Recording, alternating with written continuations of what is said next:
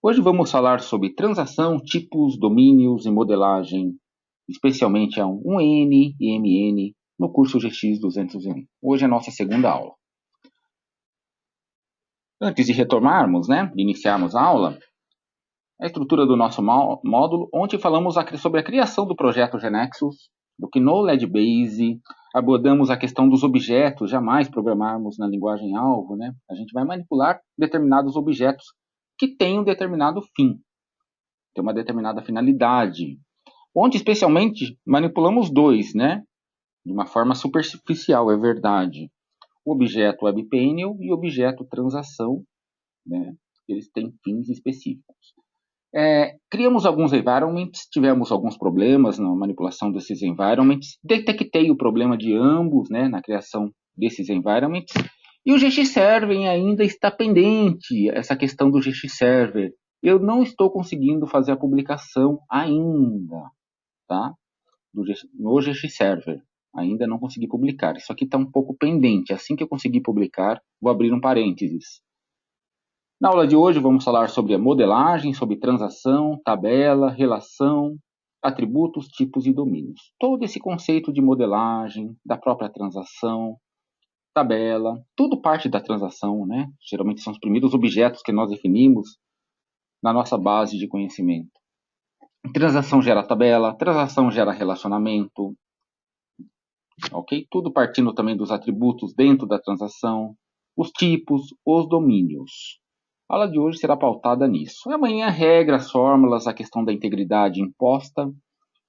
Ainda sobre modelagem, subtipo, subutilizado, isso aqui é até importante, nos dá subsídios interessantes para fazer modelagem interessantes.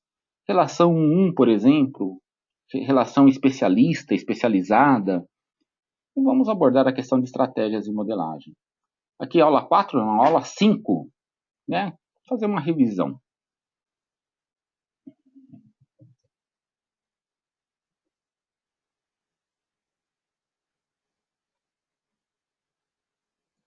Ok? Bom, antes de avançarmos aqui, o objetivo da aula,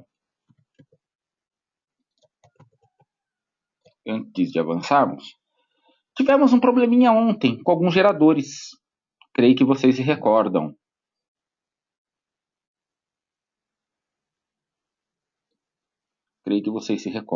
Tá? Tivemos um probleminha no gerador Java e no gerador NetMySQL. O que foi feito ontem no NetMySQL? Esse aqui é .NET com MySQL. Ele precisa de uma DLL e eu acabei desinstalando essa DLL. Bom, vou passar para vocês exatamente esse driver aqui para .NET, MySQL Drive for .NET Installation. Vocês vão precisar disso aqui. Fazer o download exatamente disso aqui. Tem todos os passos. Vou copiar e colar aqui para vocês acessarem posteriormente. Acho que todos têm acesso aí. Tá? Faltou exatamente isso. Ocorreu um problema ontem. Possivelmente, eu acabei me esquecendo de fazer essa reinstalação no momento da formatação da minha máquina. Por isso que ocorreu esses erros. Tá? Aqui está operando com C# e MySQL. Bacana, Muito interessante. Um outro problema que nós tivemos, creio que vocês se recordam, Java com MySQL. Set as current environment. Esse aqui foi até mais fácil de resolver. Eu só fechei o GeneXus e abri de novo, começou a funcionar. E restartei o servidor também. Fiz um restart no servidor. Acho que o meu servidor Tomcat não está ativo aqui. Tomcat, cadê? No monitor Tomcat, vamos ver se ele está ativo. Eu fechei a aplicação, restartei o Tomcat, abri a aplicação de novo, reiniciei aqui, executei. Ele começou a funcionar normalmente, sem problema algum, tá, pessoal? Aí tá aqui ativo, sim. O serviço está ativo. Run Developer Menu. Vamos ver aqui. Bom, tá aqui. Ok? Aqui está operando, Java com MySQL. O Ruby. O Ruby ainda continua com problema. Vamos ver aqui o Ruby. Apesar que eu fechei a aplicação e abri de novo, vamos ver. se for suficiente para executar.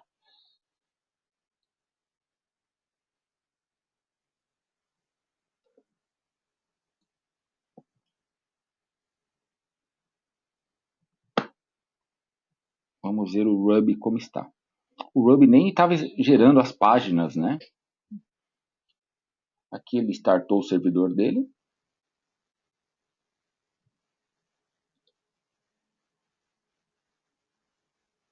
O Ruby realmente ainda com problema. Não gerou o HTML adequado aqui. Tá. Enviarei de qualquer forma um e-mail Artec sobre essa questão do Ruby. Tudo bem? Ainda está pendente o Ruby. Beleza. Tem algumas questões aqui, o pessoal está questionando algumas coisas. Vamos ver. E o Ruby estamos com problema.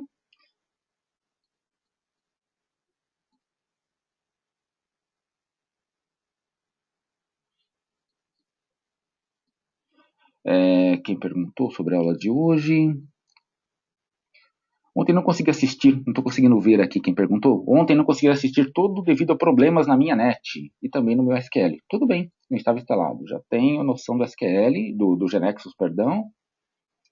Basicamente não. Tá, ele foi questionado aqui se vai precisar de algo extremamente necessário para a aula de hoje. Com os conhecimentos da Genexus 8, não tem problema algum não, dá para acompanhar tranquilamente. Então vamos avançar para a aula de hoje. O objetivo da nossa aula é explorar os conceitos de modelagem. Vamos falar de modelagem de tabelas e seus relacionamentos que são gerados de forma automática a partir do objeto transação. Tá? Então vamos ter que aprender esse principal objeto transação. Vamos aprender a questão dos domínios, que facilita demais a manutenção. Os relacionamentos e diagramas, a gente consegue visualizar, né, o relacionamento entre tabelas e entre transações e toda a questão de tabelas e índices gerados. Pré-requisitos. O conhecimento de banco de dados, tem que ter o conceito de tabela, de table, primary key, foreign key, chave primária estrangeira, e todo o conceito de relacionamento. Qualquer probleminha me avisem com relação a esse pré-requisito, tá, pessoal? Mas é bastante tranquilo. Que fala sobre o Default Data Store. Tá? Data Store ele é um objeto totalmente encapsulado. Ele encapsula as informações de conexão com o banco de dados, tá, pessoal? É bastante tranquilo. Perdão. Ele encapsula as informações de conexão ao banco de dados. E temos o Data Store padrão. Então, aqui são os Data Stores, né? Aqui temos o Default Data Store, que é o SQL Server. Tá? E podemos colocar outros Data Stores, dependendo da situação e do ambiente desejado. Desculpem.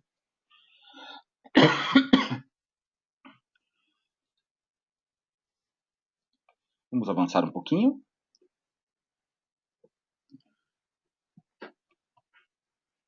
Antes de qualquer coisa, vamos falar do objeto transação, né? Geralmente são os primeiros objetos definidos na nossa aplicação, na nossa aqui no LedBase. Esse objeto é muito especial. Além de ele gerar tabelas, relacionamentos, né? Toda essa estrutura, ele gera interfaces de cadastro, interfaces de entrada e saída. No ambiente Windows, no ambiente web, e vocês aprenderão também no ambiente Smart Device. Tudo a partir de uma estrutura de atributos, né? Capturamos uma determinada visão do usuário, tá? E registramos essa visão por meio de atributos na transação. Com isso, o Genexus monta tabela, monta relacionamento. Podemos gerar regras de negócio, que é uma aula particular amanhã. Tá? Serviços, web service, enfim. É um objeto bastante poderoso, essa questão aqui da transação. Então, tudo, pessoal, parte de uma estrutura de atributos, né, que nós registramos na transação. Capturamos a visão do usuário e registramos toda essa visão por meio de atributos que tem determinados tipos, domínios, enfim. A partir de toda essa estrutura, tá, Ele gera automaticamente formuláriozinho web, gera programa. O Genexus gera programas de entrada e saída de dados com todas as suas operações. Ele gera tabelas e índices, ele cria banco de dados. Tá? Podemos definir regras de negócio, olha que bacana, né? E conseguimos separar a regra de negócio de toda a transação. A gente define a regra de negócio aqui e a gente consegue separar para ser, por exemplo, aplicado num web service, né? Vamos supor um aplicativo para celular consumindo um web service feito em Genexus e respeitando toda essa regra definida aqui, que foi definida anteriormente na transação. Tem toda essa possibilidade. E vamos aprender de fato tudo isso no decorrer do curso, né? A separar a regra de negócio da transação, a criar serviços, web service, enfim. Então vamos falar um pouquinho desse objeto transação. Meu link aqui não está funcionando, vou ter que recorrer ao arquivo mesmo. Aula 2. Objeto transação. Está aqui.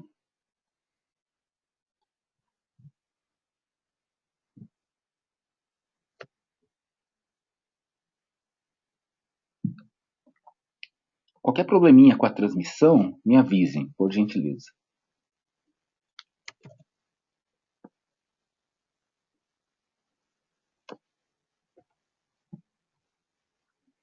Aqui tem toda a explicação do objeto transação, que são os primeiros objetos definidos, né, no nosso projeto. Como eu mencionei antes, permite descrever os objetos da realidade.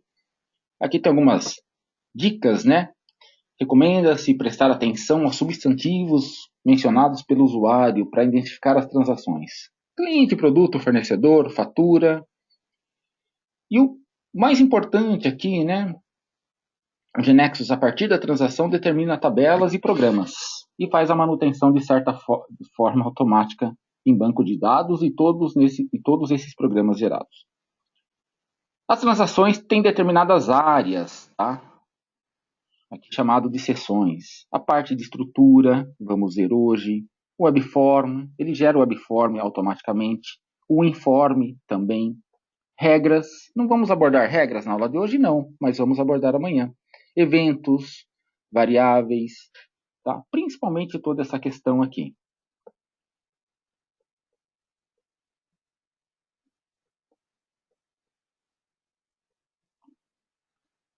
Tudo bem?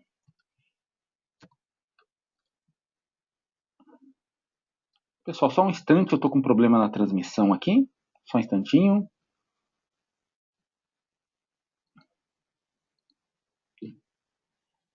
Então, como eu mencionei antes, tudo parte de uma estrutura, né? Estamos registrando aqui, por exemplo, estruturas do fornecedor. Tá? Vamos voltar aqui um pouquinho. Tudo parte de uma estrutura de atributos. Uma dica importante, né? Sempre o primeiro atributo deverá ser chave primária, primary key. Sempre. E observem também a questão da nomenclatura, né? Tanto dos atributos quanto da transação. Transação é uma nomenclatura normal. Costumamos deixar no singular aqui, mas isso vai de cada um, evidentemente, né? De cada empresa. Mas observem principalmente a estrutura dos atributos. Temos o prefixo aqui, né? Que é exatamente o nome da transação. Ele consegue identificar, então, aquele atributo pertence a uma determinada transação. Por isso a questão da nomenclatura é muito importante. Tá? Supplier name, supplier, sempre o nome da transação. A gente coloca ponto final para definir isso e o próprio nome do atributo. Ponto final, supplier, já nos traz o nome, phone. Tá? Ele faz isso dessa forma. Por que essa questão de nomenclatura é muito importante? Por que nós definimos, né, o nome da transação, depois o nome do atributo? Questão de relacionamento. Nós determinamos relacionamento com isso. Aqui definimos, por exemplo, o supply ID como primary key. Se eu definir esse atributo exatamente com esse nome em outra transação, o Genexus vai interpretar que é uma foreign key, esse supplier ID. Tá? Ou atributos secundários, né? Ele vai determinar que pertence a outra tabela. Daqui a pouco a gente trata dessa questão. A importância aqui, então, da nomenclatura é extremamente relevante, tá, pessoal? Aqui temos transações de um nível, 2 níveis. Começamos a fazer ontem, né? Isso é verdade? Vamos abordar novamente aqui o que foi feito ontem. Na aula de ontem, cliente, país, olha que bacana, né? País com toda essa estrutura aqui, país ID, país nome. Isso aqui não está aparecendo, né, evidentemente, aí no projeto de vocês, quem está com o projeto aberto. Isso aqui, se vocês clicarem direito do mouse nessa região, Column Chooser, tá, vocês terão acesso a outras propriedades, né? E por questão de dimensão, ele não aparece aqui. Dimensão de interface mesmo. Eu vou deixar por enquanto a redundante aqui e Show in the Four Forms aqui.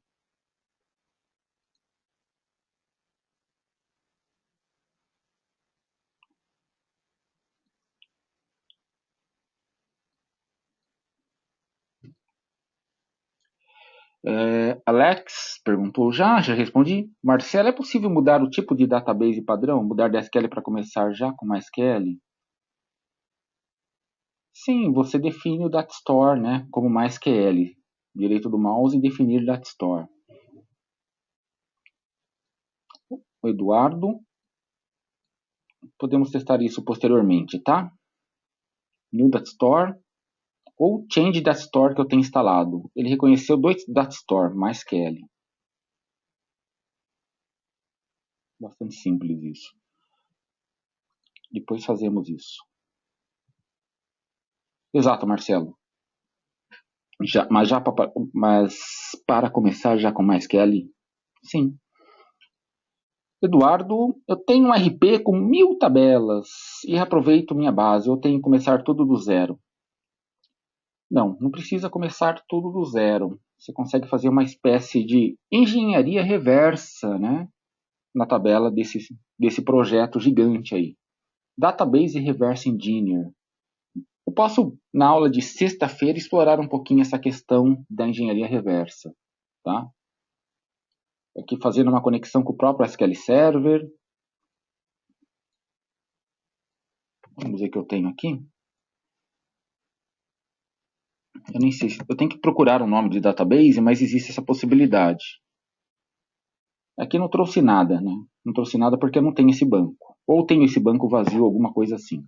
Mas eu consigo fazer mediante ao uso de engenharia reversa.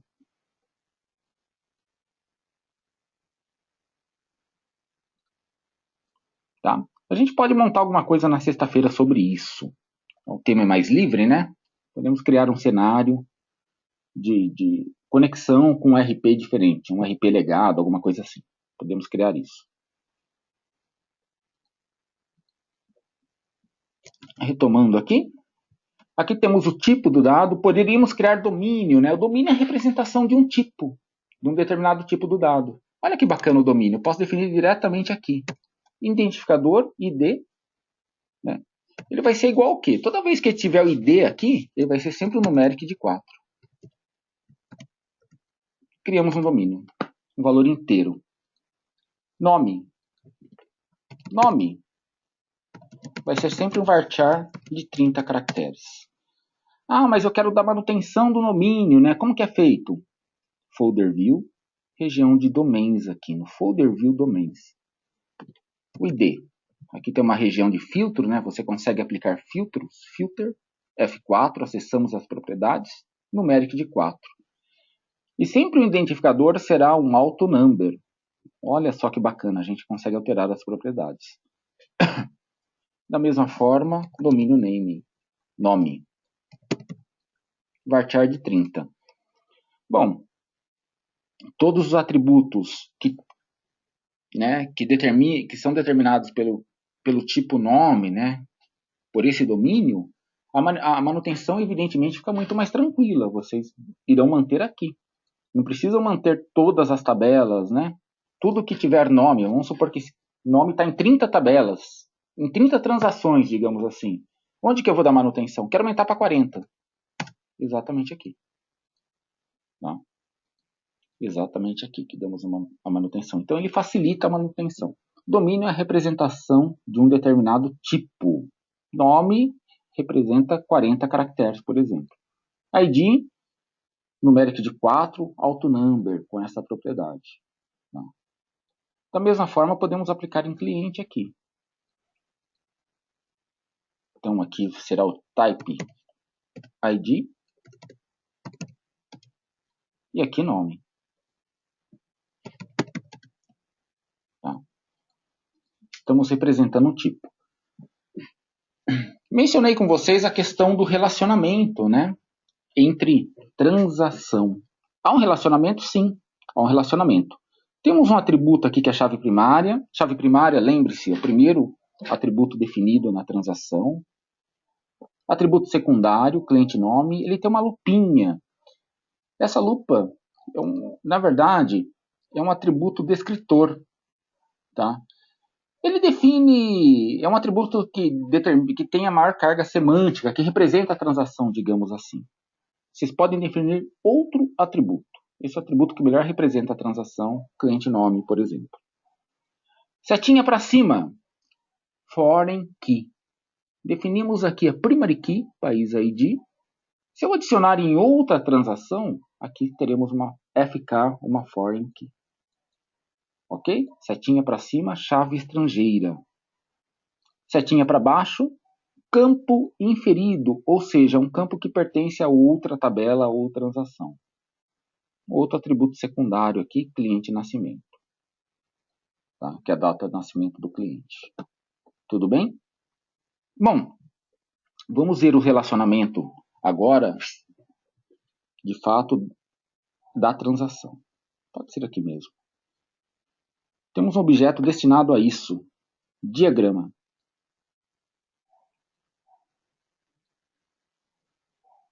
Esse objeto é bastante interessante, tá? Aqui ele estabelece, podemos estabelecer relacionamento entre transação, como vocês podem ver. Seta única aqui, relacionamento cardinalidade 1, N. Tá? 1 para N. 1N. País ID aqui, né? Como foreign key. País ID aqui como foreign key. País nome. Só um parênteses aqui, pessoal. Por que adicionamos o valor do país nome? Na transação, nesse objeto transação, a gente pensa numa estrutura de form, de formulário. Eu quero visualizar o nome do país. Tá? Transação, inicialmente a gente se confunde com tabela, mas não são tabelas, né? A gente é muito mais do que tabela. Ele gera tabelas, mas gera também esse objeto aqui. Ele gera esse formulário, tá? Com essas operações. E quando a gente pensa em estrutura de formulário, a gente tem que visualizar o nome do país, ok? A gente tem que visualizar essa informação do país, que se encontra em outra tabela. Por isso que a gente informa aqui. Bom, eu vou lançar os valores agora para tabelas país e tem uma substancial diferença. Gostaria que vocês me falassem sobre essa substancial diferença.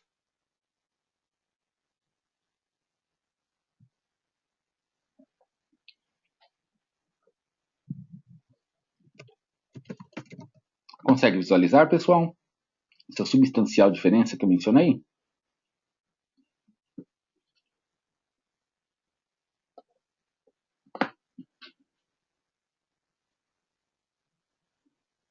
Rodrigo, beleza. Rodrigo informou que o atributo inferido não está na tabela. Ou seja, país nome não se encontra aqui.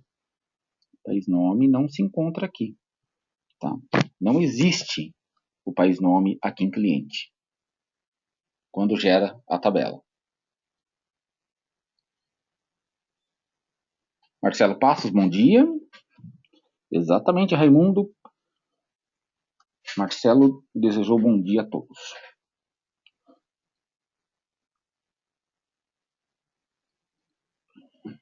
Bom, país nome, como vocês podem observar, não está aqui. Por que ele não está aqui? Porque ele aplica a terceira forma normal. Tá? Terceira forma normal, de certa forma, é muito fácil de entender. Tá? Isso aqui envolve um conceito de normalização lá em banco de dados. O GeneXus aplica automaticamente. Terceira forma normal diz que atributos secundários deverão estar definidos somente em um local. A não ser que você faça uma desnormalização controlada aí, né? Daí tudo bem. Você consegue fazer um controle dessa desnormalização. Mas, a priori, né, na terceira forma normal, ele diz que esse atributo aqui deverá estar definido somente num local, não em dois locais. Ok? País nome aqui, país nome aqui. Tudo bem? Então ele aplica a terceira forma normal para evitar o que? Redundância de dados. Não deveríamos ter o país nome exatamente aqui em cliente. Tá? E a teoria de banco de dados fala que esse atributo secundário deverá estar definido somente num determinado local.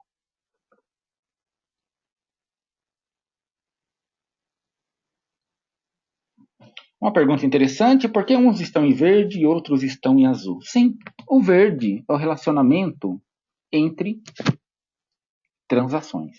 O verdinho representa uma transação. Azul, ele representa o quê? Tabela. Tá?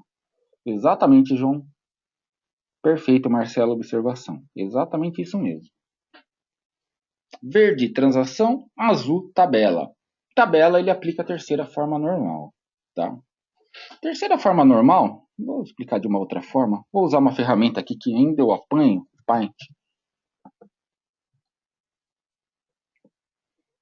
O Paint. Bom, terceira forma normal. Nem precisaria ser o Paint, né? Temos lá país, com seu identificador, chave primária, né? Quando informamos o país ID, conseguimos recuperar o valor do país nome. Todo mundo concorda? Então, país nome tem uma dependência funcional de país ID. Toda vez que informamos um código no país, vamos trazer quantos país nomes? Somente um país nome. Por isso que o nome da pessoa jamais pode ser definido como chave primária, né? Vamos supor que tem a dependência funcional do CPF da pessoa, o nome da pessoa. Eu informo o nome da pessoa, quantos CPFs eu vou recuperar? Maria Aparecida, por exemplo. 1 trilhão de CPFs, sei lá. De nomes, né? Perdão. De CPFs. Então, o ideal nessa questão de dependência funcional, eu informo o valor de um país e eu recupero somente um nome. País ID. A mesma coisa com o cliente ID, né? Informo o valor do cliente ID, eu tenho que recuperar uma informação do nome, cliente nome, tá? Cliente nascimento, enfim, país ID, que é fora em que o país que ele trabalha, o país que ele mora e o país nome, tá? Atenção, país nome. O país nome ele depende funcionalmente da chave primária aqui, tá? Ele depende totalmente da chave primária. Cliente nome depende, cliente nascimento também depende. País ID também depende. E o país nome? Não. Ele depende desse outro valor, dessa outra chave estrangeira aqui, não da chave primária. Portanto, ele não pertence a essa tabela. Tá? Então, aqui é a terceira forma normal. Ou de uma forma bem tranquila e clara, só lembrar que um atributo tem que estar definido somente no local.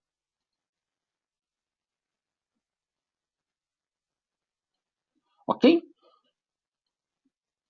Tranquilo, né? Tranquilo isso daqui. Bastante joia.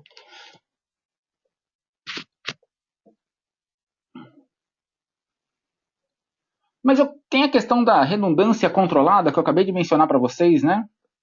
Eu quero que esse país nome esteja aqui também. Depois eu tiro. O Genexus dá manutenção automática? Sim, dará manutenção automática. Redundante. Ah, mas no meu Genexus não aparece.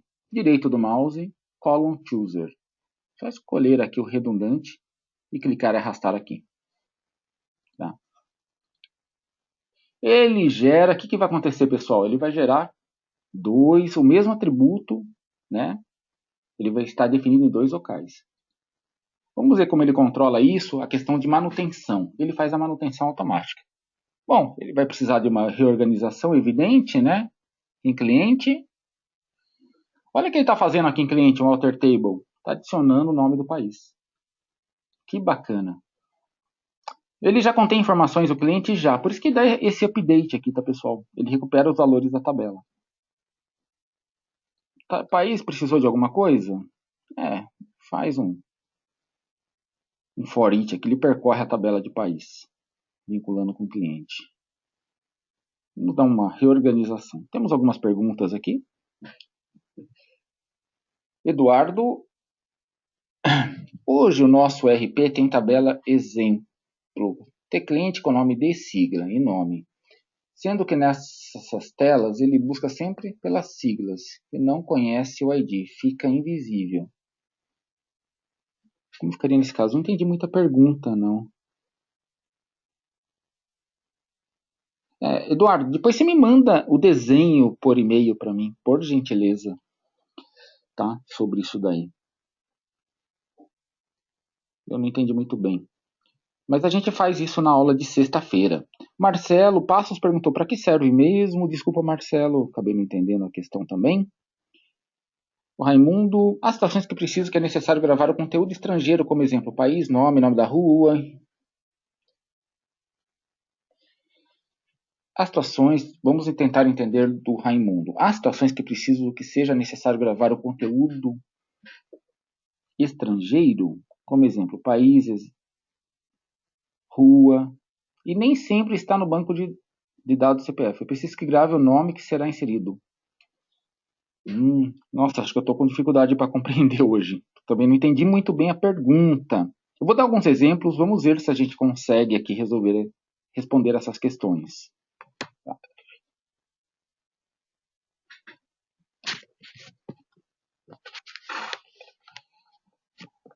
Um controle redundante acaba sendo em nível de tabela, então. Não apenas nível de transação. Seria isso exatamente, Evandro. Evandro fez uma colocação muito interessante.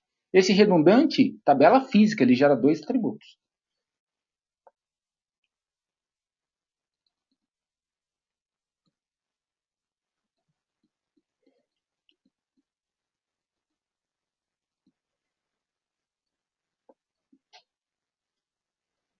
Via transação, via tabela também. Tá? A pergunta é se o controle ocorre só no nível de transação? Não. Via tabela também.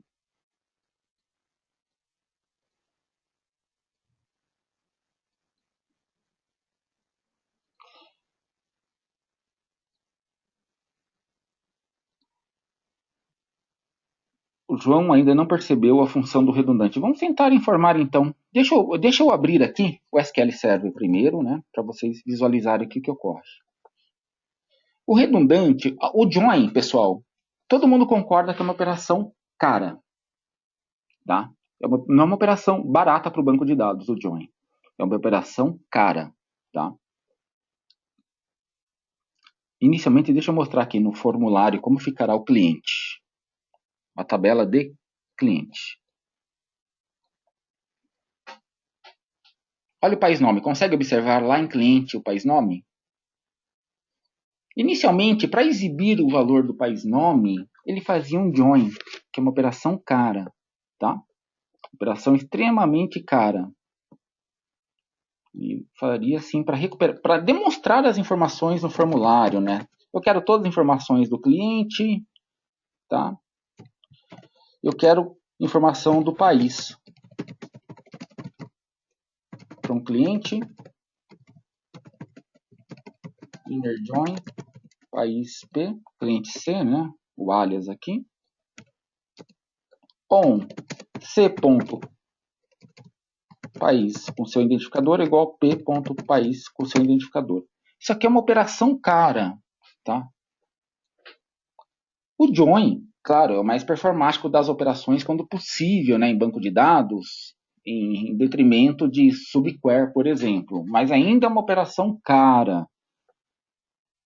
Com o uso do atributo redundante, a gente evita esse join. E o Genexus faz a manutenção automática de fato. Vamos ver aqui então. País. Como está a tabela aqui? Tá em Ruby. Deixa eu alterar aqui. Ruby já vimos que não está funcionando. Vamos no Java. Set as current. Estamos operando em Java agora. Com o servidor Tomcat.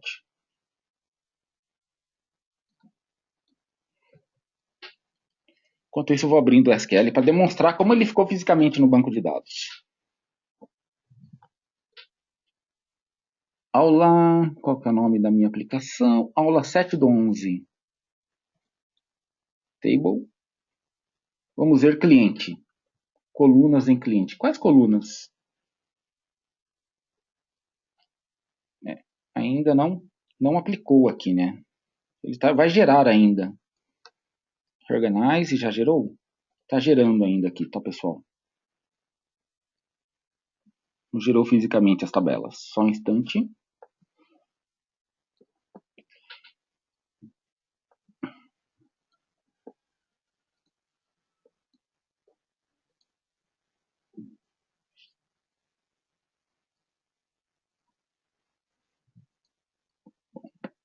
Vamos lá. Vamos verificar se ele gerou fisicamente as tabelas. 7 do 11. Table. Colunas.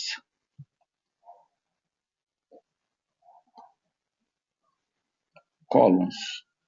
Apliquei a redundância e ele não gerou a tabela. Que coisa interessante. Vamos de novo aqui. Aqui ele informa que gerou a redundância. Mas é no nível de BD, sim.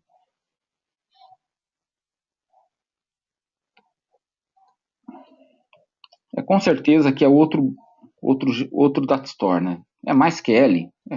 Pessoal, é MySQL. Eu também quero muito, né? Eu tenho que abrir o MySQL e verificar aqui, tá? Deixa eu ver se eu tenho Workbench aqui.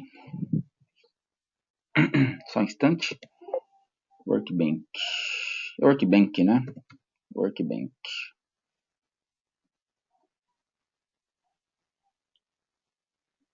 Só um instantinho. Só quero mostrar para vocês como ele ficou fisicamente. Tá em MySQL, exatamente, Evandro.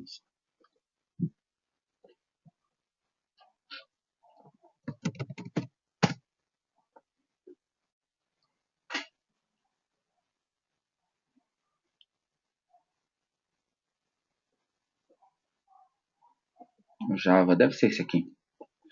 Table. País. Deixa eu verificar o nome lá da aplicação. Connection test. O nome é teste. Workbench. Workbench.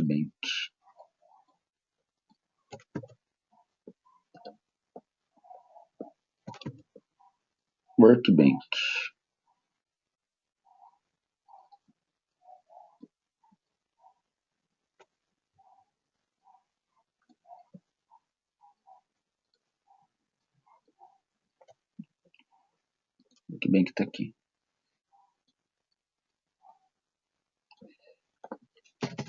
Use test, ponto vírgula, select, asterisco, from, cliente. Vamos ver por aqui mesmo.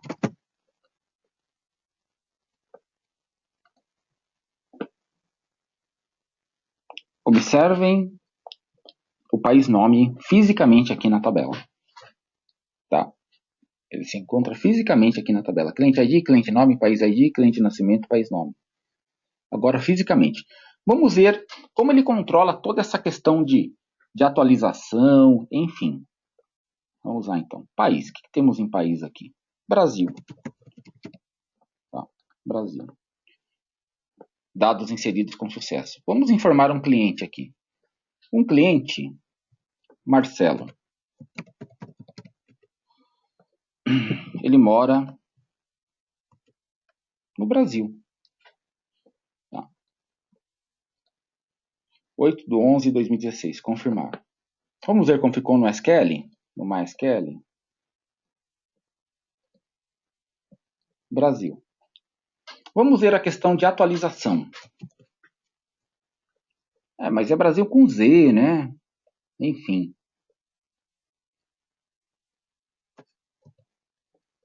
Confirmar. Vamos ver como ficou para o cliente. Brasil com Z. Vamos ver como ficou no nível de tabela. Brasil com Z.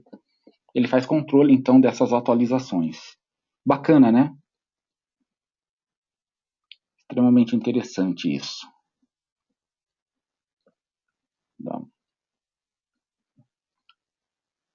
Tudo bem, João? O João me tinha informado que não havia percebido a função do atributo redundante. Ficou um pouquinho mais claro?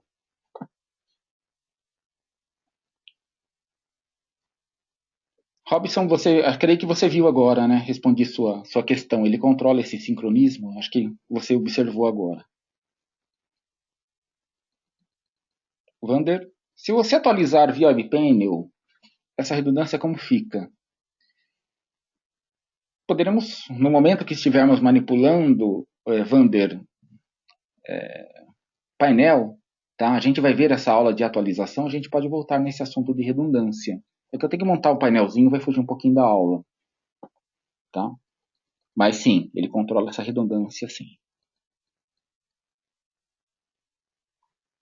O Alex não pôde acompanhar, vendo o vídeo, sim. Você vai conseguir atingir, evidentemente, tudo que foi passado. Porque a aula de ontem foi só a demonstração do Genexus, da ferramenta, dos ambientes. Foi bastante simples, tá, Alex?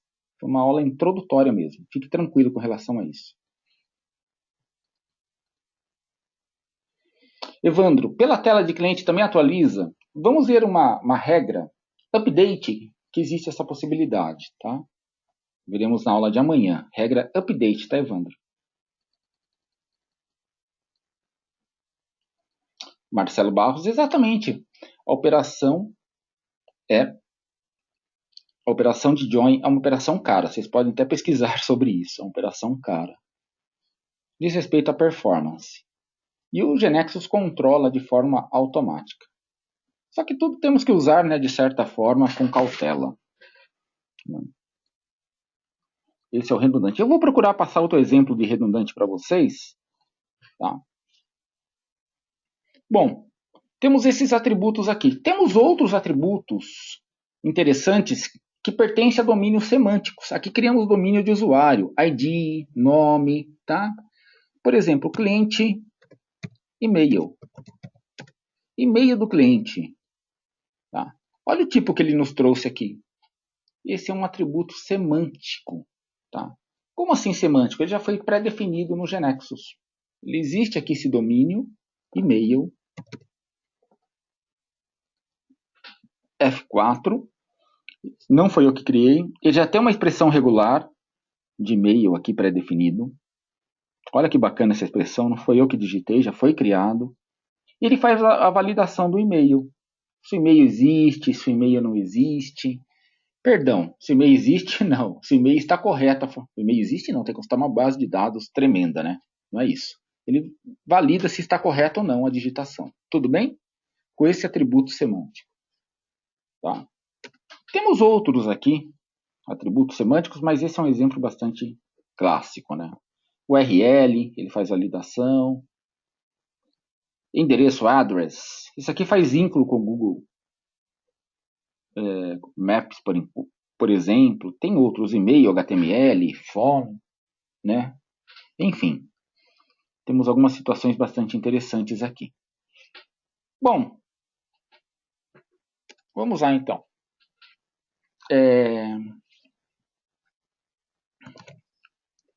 Cliente, ponto final, rua. Nome da rua. Cliente, rua. Cliente, número. Pode ser um varchar aqui. Varchar de 10 caracteres. Algumas cidades têm a quadra, né? Quadra, tracinho, número. Por isso o varchar. Cliente rua, cliente número, cliente bairro. Tá? Bairro pode ser nome também.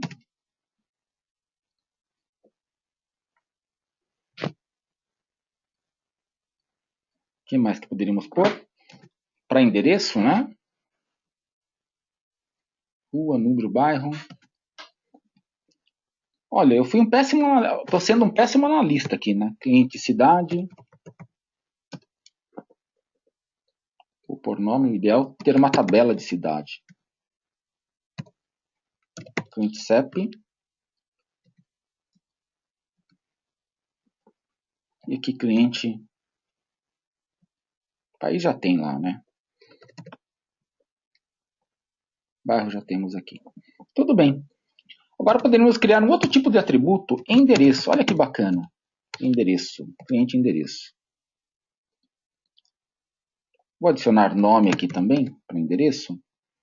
Mas ele é constituído de uma forma diferente, pelo campo fórmula. Ele vai ser uma fórmula esse aqui. Como será composto esse endereço? Pela rua, tá? Pela rua,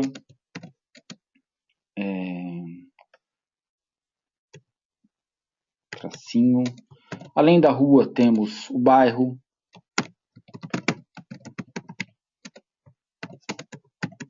Além do bairro, temos que mais? O número vem antes, né? Cliente número.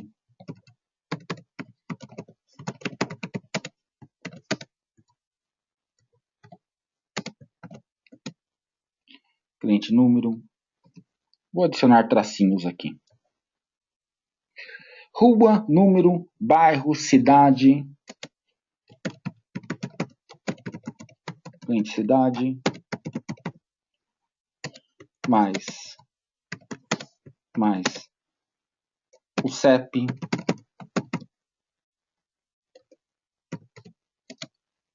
Mais cliente endereço.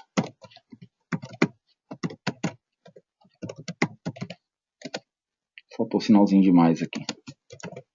Ok? Mais cliente endereço, não. Cliente CEP, número, bairro, cidade, país, né? Faltou estado, mas tudo bem. E o país, nome. Que é um atributo inferido. Tá? Então ele é composto por tudo isso, pessoal. Exatamente por tudo isso aqui. E é que eu não sei a ordem, mas temos um domínio, address, endereço. Ele faz vínculo com o Google Maps. Isso aqui é bastante interessante.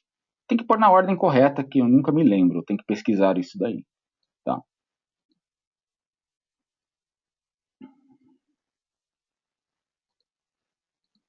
Faltou estado, exatamente. Deixa eu colocar o estado aqui.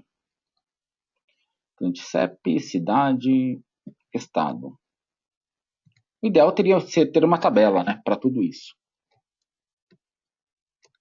Mas como não fizemos, vai assim mesmo. Fui um péssimo analista aqui, né? Caractere de 2. Caractere de 2. Padrão de nos traz int.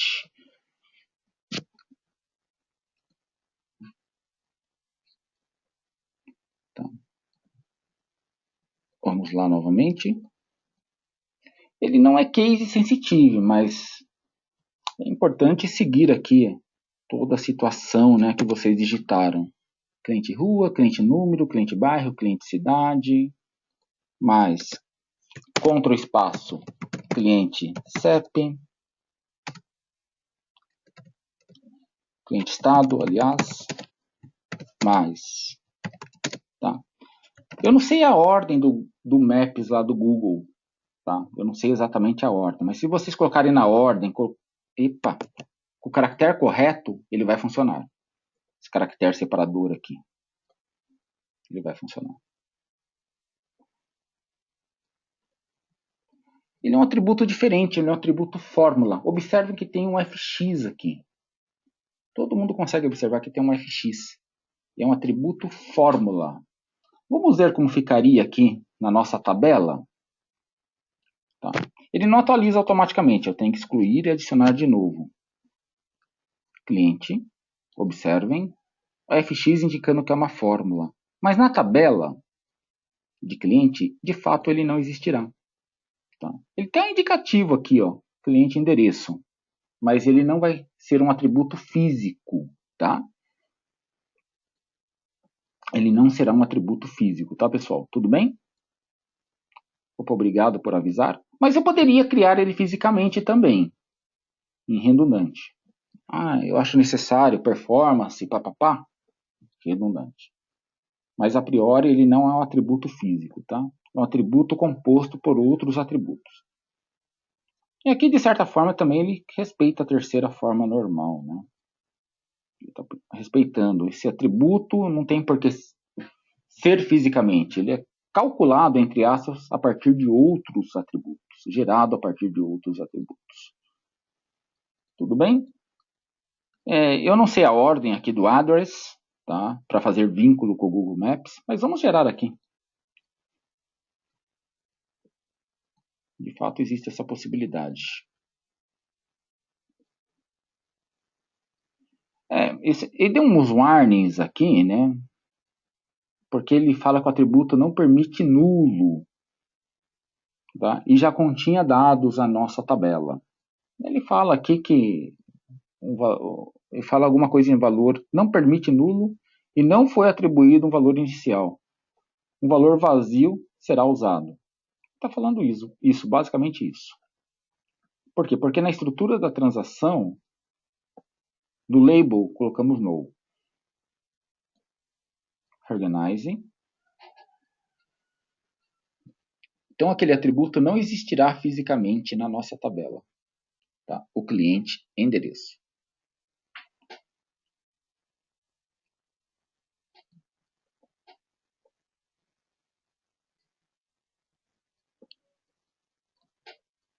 Aqui eu tenho que fechar o servidor e abrir de novo, né?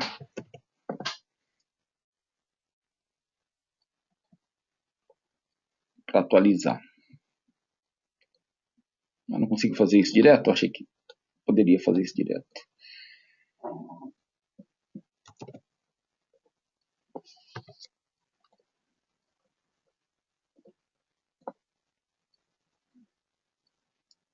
Rodando ainda. Vamos ver daqui a pouquinho.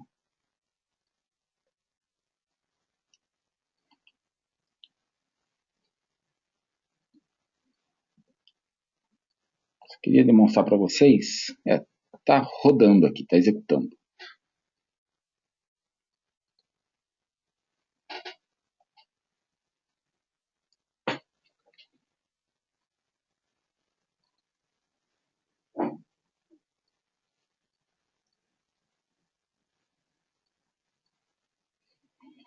Eduardo fez uma pergunta aqui na versão 15. Eu ainda tenho que estudar mais a 15, tá, Eduardo? Confesso a você que eu tenho que estudar mais.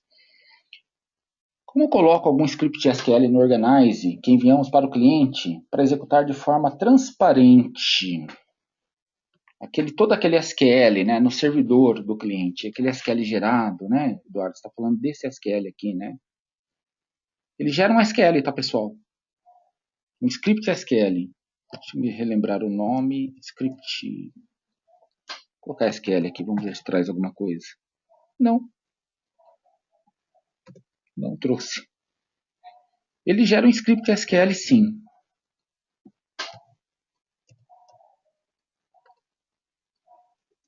Mas aqui não trouxe. Acho que é o TXT, não me lembro a extensão. Com todas as alterações. Aqui, Reorganization Script. Aqui, com todas as alterações feitas, né, no banco de dados. E geralmente vocês executam na máquina do cliente. Na versão 15,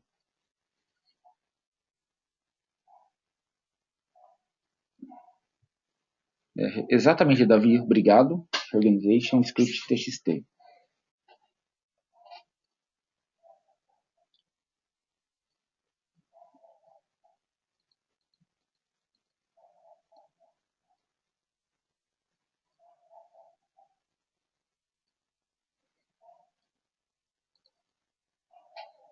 Então, o Raimundo me alertou por um erro aqui na expressão. Tá ok? Eduardo Junqueira, não. Estou seguindo o tutorial. Eduardo, eu tenho que pesquisar, tá? Na versão 15, se existe essa possibilidade. Tem que pesquisar mesmo. Marcelo, estou seguindo o tutorial. Tive problemas com a reorganização em alguns casos.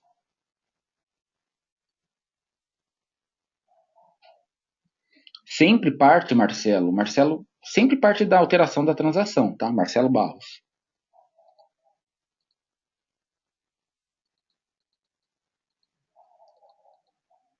Sinceramente, Eduardo, eu não sei informar. O SQL que eu sei gera. Estou falando de algo diferente, queríamos dar update em algo que foi alterado na versão do RP. Beleza, Eduardo.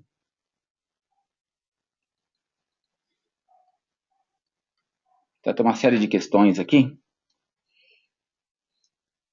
Vamos lá. Vamos ver aqui. Mas a 15 eu tenho que dar uma estudada mesmo para essa questão. Fiquei com dúvida também se tem alguma coisa que faz essa atualização direto. Eu tenho que pesquisar. Até nas 3 eu não sei se tem algo. Eu sei que nas versões 9 e 8 do Genexus tinha alguma coisa, né? Tinha alguma coisa. Bairro, cidade, país, nome. Tá aqui. Tudo bem?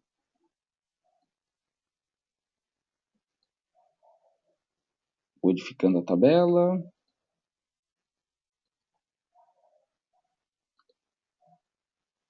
Parece que não foi não, tá, pessoal? Deu um probleminha aqui. Vamos de novo.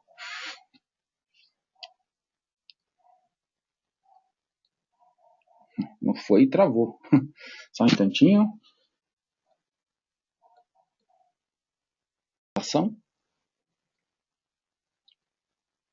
A forma ficou nesse formato aqui, né, com todos os atributos definidos como string, como varchar. Agora sem problema algum. Com certeza iria funcionar também no outro, né, no outro ambiente.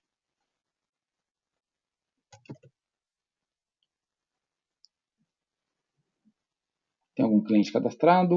Não me lembro. Então, Alexandre, Brasil, e-mail. Olha o atributo, né, e-mail. Vamos supor que eu digite alguma coisa assim. Ele já dispara na validação utilizando a expressão regular. Isso aqui está embutida lá no domínio.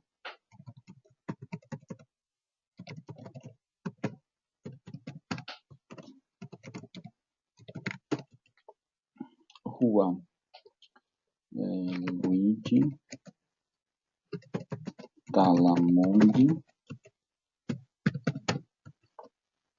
bairro Vila Martins, Avaré, São Paulo.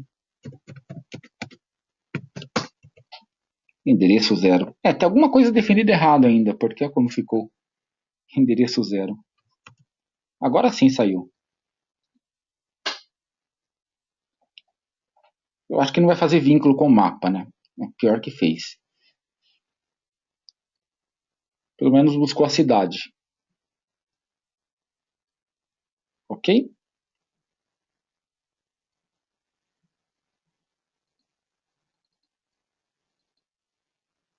Eu não sei se aqui não é aqui não. Tem alguma coisa errada ainda, mas se vocês informarem as coordenadas certinho, todas as informações, dará certo. Tá. Uma pergunta, ele aceita atributo numérico na string? Tá. Tem que fazer a conversão, né? Vamos supor que aqui seja numérico. CEP, qual que é numérico? É o CEP. Ponto to string. Tem que fazer a conversão para string, o cast para string. Tem essa possibilidade também. Tem que converter para string. To string. Evidente que passa por um processo de reorganização, né? Enfim.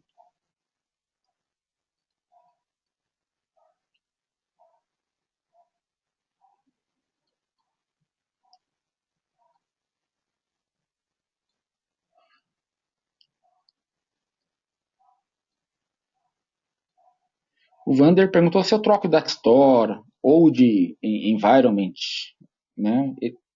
E a situação das tabelas são diferentes, das transações. Ele passa por um processo de reorganização. Ele passa por um processo de reorganização. Se eu voltar aqui, por exemplo, no Java MySQL, algo que vamos fazer agora, ele vai passar por um processo de reorganização. Set as current environment, ele tem outro data store, tá? Ele vai passar por um processo de reorganização. Reorganize.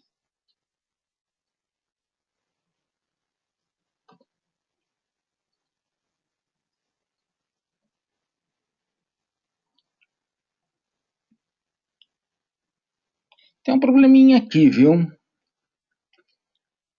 Tem um probleminha aqui. Vou tentar resolver esse problema de uma forma, como eu estou rodando, né, local, vou fazer o seguinte, Beauty, Create Database Table. Só que eu vou perder todas as informações cadastradas, tá, pessoal? Ele limpa, ele gera todo o banco de dados, zerado, mas ele limpa.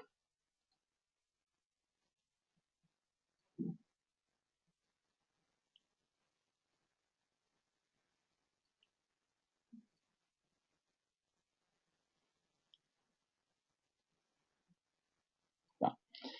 Aqui uma pergunta bastante interessante, né? Mudei o ambiente, por exemplo, com outro Data Store. Tá? Ele passa por um processo de reorganização. Ele compara, né? E passa pelo processo de reorganização. Porque a alteração ocorre no nível, pessoal, não sei se vocês observaram, no nível de KB, né? Não de ambiente, não de Data Store. Se eu mudo o Data Store, ele reorganiza de novo. Eu estou achando meio lento essa situação aqui, ó. Ok? Vamos aguardar um pouquinho.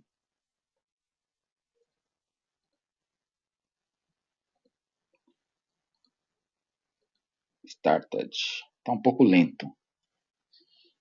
Só vou copiar a fórmula então aqui, claro, sem problema algum. Ctrl A, Ctrl C. A fórmula ficou definida assim, para quem quiser utilizar já. Lembrando que o address é um valor... Address não. O CEP é um valor numérico. Eu estou achando estranho isso aqui, viu, pessoal? Está demorando esse processo. Uma outra situação que haviam perguntado, não me lembro, eu vi nas questões, é a questão de máscara, né?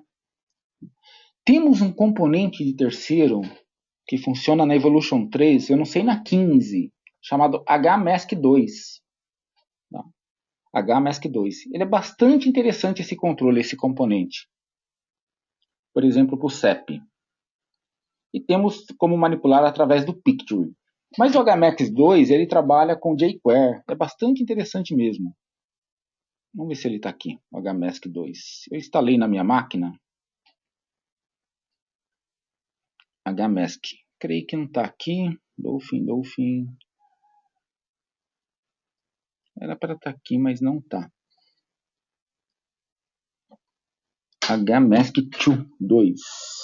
O HMask mesmo. Menus, Dolphin Style. Aqui, o HMask2 está aqui. É um controle bastante interessante. Esse HMask2.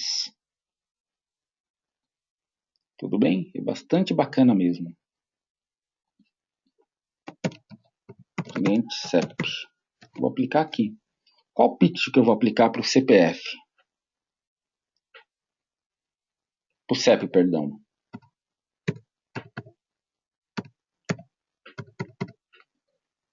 Esse pitch. Essa máscara será aplicada.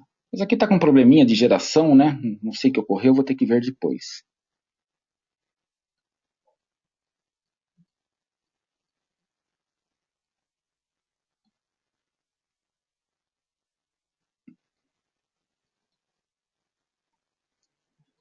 Então, o HMax2, se vocês quiserem instalar, fica bastante tranquilo. Eu vou parar isso aqui. Estou com um probleminha, não sei o que está ocorrendo. Nesse gerador, está travando. Parece que ele está guardando alguma coisa e não está finalizando o processo. Não sei ainda.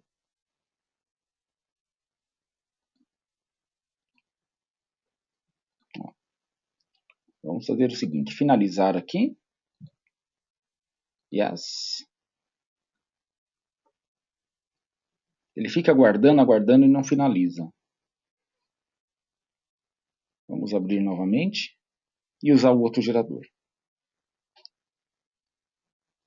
Mas é um problema local, viu? Vou ter que reiniciar a máquina e ver com calma o que está acontecendo. Na máquina de vocês não vai ocorrer isso. Definir esse como corrente. E vamos testar o HMac2. Uma pergunta, tem como checar o CEP? Eu estou sem o módulo 13 aqui, né? Módulo 11, né? Para checar o CPF. Mas tem como sim. Checar o CPF. Existe essa possibilidade.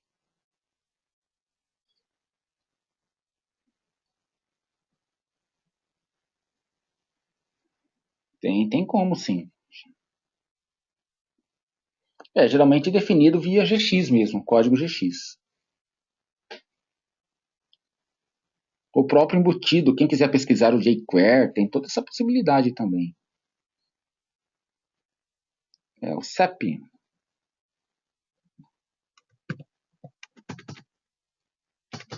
O CEP saiu errado aqui, vamos redefinir. Cliente CEP, vamos lá. Cliente CEP está numérico?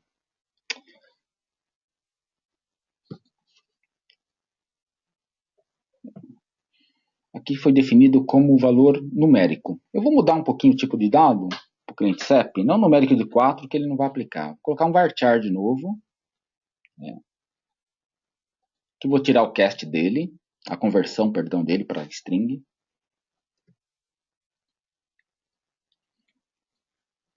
E vamos ver essa questão da máscara.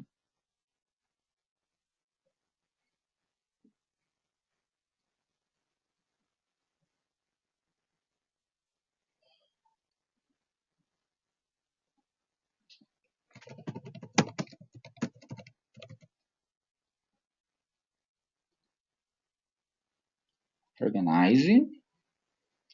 Só alterei o campo CEP para um valor string, tá, pessoal? Para fazer o teste do HMask2. HMask2. Ele usa jQuery. Vou explicar o jQuery daqui a pouquinho. Utilizando o HMask2, o que ele faz? É no momento da digitação, tá? O jQuery. Ele vai aplicando a máscara. Bastante bacana. Ele já vem todo encapsulado nesse componente.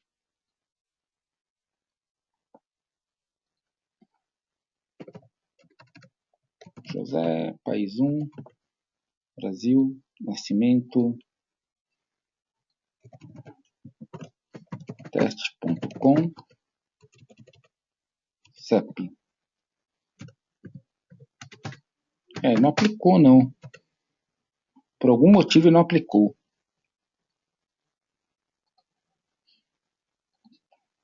Interessante olhar a documentação, mas ele acabou não aplicando não. Attack Control, cliente CEP, Signed, HMask2. E acabou não funcionando. Fiz tanta propaganda dele que acabou não funcionando. Vou adicionar de novo, HMask2. Sempre interessante olhar a documentação desses componentes de terceiros. Tá? Evento, vou tentar via programação, no evento start, hmask2 ponto igual, vamos ver via código se ele vai, attack control, cliente CEP, hmask2 ponto picture igual 99.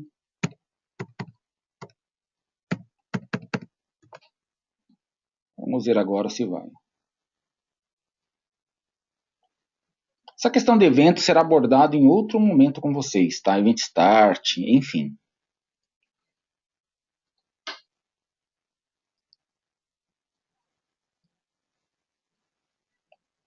No .NET Environment, o ambiente no .NET está bem rápido. Vocês observaram?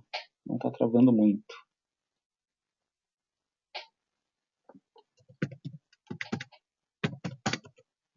Não está aplicando a máscara não. Por algum motivo não está aplicando a máscara. Eu vou pesquisar melhor esse componente, tá? Mas de certa forma era para aplicar bem tranquilamente a máscara aqui. Ele não foi, essa questão da máscara.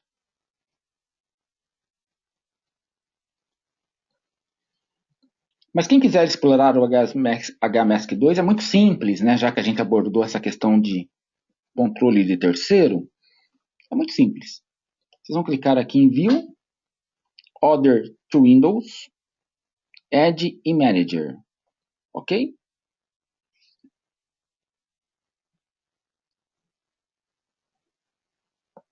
Vocês deverão estar logados com o GX Technical. E aqui pesquisa, né? Em Marketplace. Tem todos os componentes aqui. Ficou muito simples nessa versão do GNexus da 3, HMask. O 2 tem um jQuery. Sinceramente, eu não sei por que não funcionou. Eu tenho que pesquisar melhor isso aqui, viu? Eu já havia feito testes e havia funcionado. E está instalado já HMask 2. E trabalha com jQuery.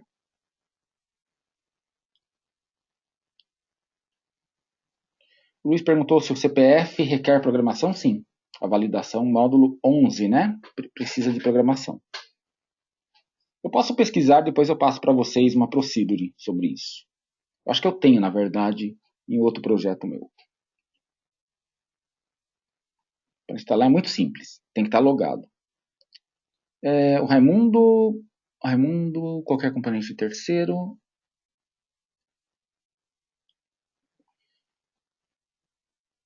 Raimundo, tudo bem? Fizemos a instalação. O João, alguma solução prática para análise de erros? Na criação do banco de dados, pela segunda vez, instalação diferente, tem o erro, que a reorganização falhou.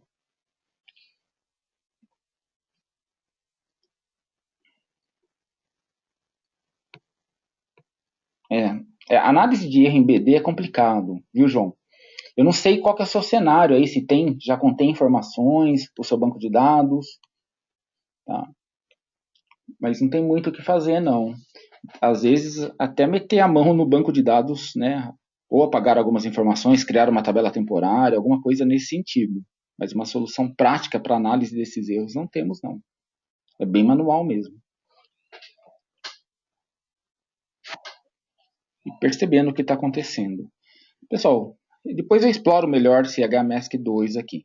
Outra forma de aplicar máscara, vocês podem fazer posteriormente, é através do Pictory. Tá? Tem uma propriedade aqui, Pictory.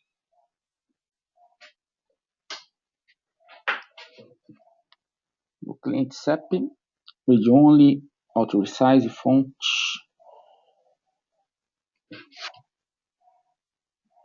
Cadê Pictory? Para esse atributo aqui. Cliente SEP, cadê cliente SEP? F4. Exatamente aqui. Picture, vocês poderiam definir. Ok?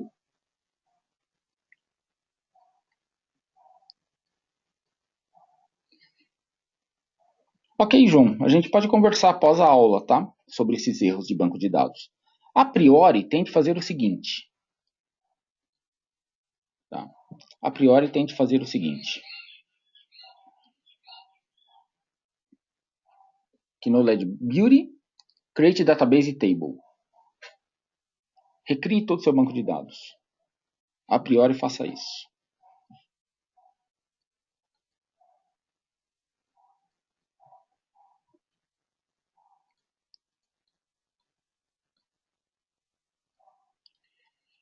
Tá bom? Depois eu exploro melhor essa questão do HMask 2, que é o controle visual, né?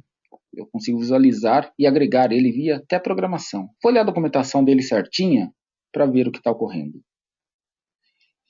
Marcelo, não é o HMask, é o HMask 2 mesmo aqui, tá? O HMask normal é um controle não visual. Eu tenho os dois instalados na máquina. Depois eu exploro e trago a solução amanhã. Pode ser que ele foi descontinuado, né? Tá com algum probleminha, com a versão nova que eu instalei. Pode ser isso, né? Pode ser que tenha ocorrido isso. Eu estou com o 8, eu vou instalar o 9, acho que está no 10. Vamos ver se ele vai funcionar normal. Pode ser que tenha acontecido alguma coisinha.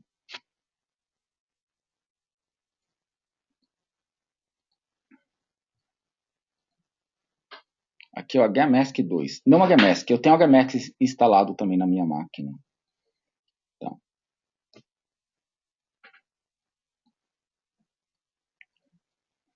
O Marcelo pediu para vincular com HMask. Vamos lá então. Ctrl Type, Marcelo Passos, HMask. Pode ser, vamos ver.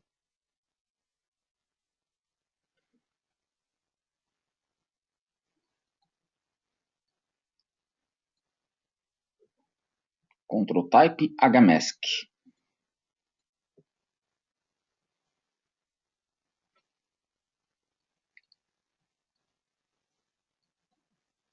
Vamos lá, cliente. Pode ser isso mesmo, Marcelo. Vamos ver.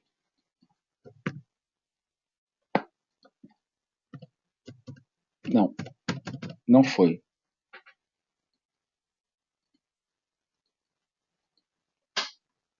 Não foi, eu teria que desvincular do HMask aqui. Tá. O HMask é um controle, o HMask2 é outro controle, são controles distintos. Eu tenho os dois instalados na minha máquina. Se eu clicar aqui F4, Ctrl Type, aqui no Webform, Ctrl Type F4, como eu tenho instalado, eu consigo acessar o HMask aqui. Mas eu tenho que instalar esse outro controle, não HMask2, HMask. Ele funciona, não é de uma forma que eu goste, o HMask, tá? Mas ele funciona assim. Não é aquela forma, você gosta? Não gosto. Aqui atribuímos a picture, 99.999-999. Vamos executar de novo. Então temos dois distintos, HMask2 e HMask.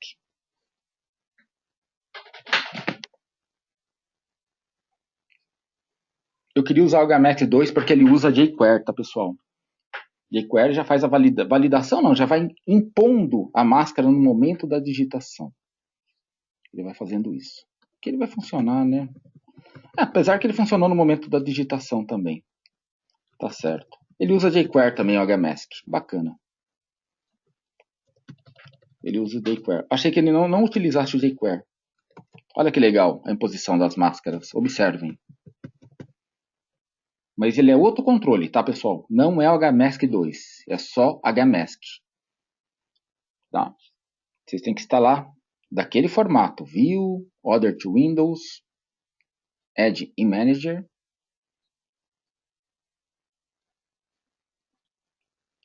Demora um pouquinho, né? Evidentemente. E adicionar o HMask.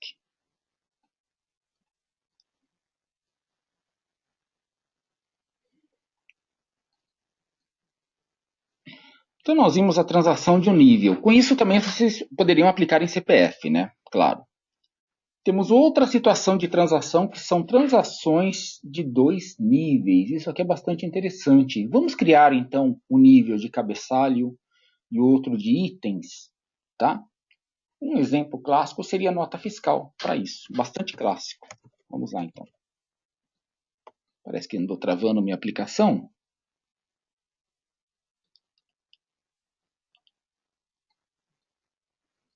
Vamos lá. Tinha uma pergunta, né? Marcelo, até quantos níveis possui o GX? Olha, eu não tenho uma resposta exata. Se eu não me engano, 20 níveis. Mas passou de 3 níveis, reveja a sua modelagem. Está incorreto. Passou de 3, está algum probleminha. Tem algum probleminha com a sua modelagem. Mas ele suporta N níveis, sim.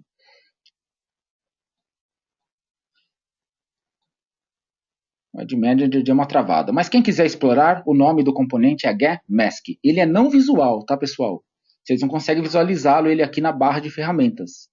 O HMask é normal. Ele não tem uma visualização. Ah, não acho o HMask, não. Você tem que fazer o seguinte, clicar sobre o componente após a instalação, o atributo ou variável que seja, F4, Ctrl Type, HMask. Tipo de controle. Aqui conseguimos definir N controles para aquele atributo. Seria o HMask. Com isso, aplicar a formatação desejada. O HMask está bacana. Ele consegue aplicar a questão da máscara no tempo de digitação. Você vai digitando e ele vai aplicando a máscara. O 2 também fazia isso. Eu não sei o que ocorreu com o 2. Esse aqui é o HMask convencional, não o 2, que é a versão 2. Tá. Alex, exatamente. O Alex perguntou se é um plugin, um controle. É um controle de terceiros. Tá? É um controle de terceiros. É um user control. Só acessar lá o Marketplace e fazer a instalação. É muito simples pela Evolution 3. Password Checker da PXTools também é um controle, ele faz validação. Ele é muito bacana, viu, Evandro? Esse controle da PXTools é um controle gratuito que faz validação de senha. A gente pode testar, só que eu tenho que ler a documentação antes para testar. Senão ocorre igual HMask2 aqui. Tá ok, Wander? Tem que dar uma olhada em algum exemplo na documentação, mas ele é bacana. Pelo que eu vi, ele consegue informar se a senha é fraca, senha é forte, coisas assim. É muito interessante. Bom, vamos aumentar, melhorar a nossa transação aqui, né? Nosso modelo. Vamos lá. Vou criar uma nova transação. Transaction. Vou chamá-la de nota fiscal. Nome bastante sugestivo.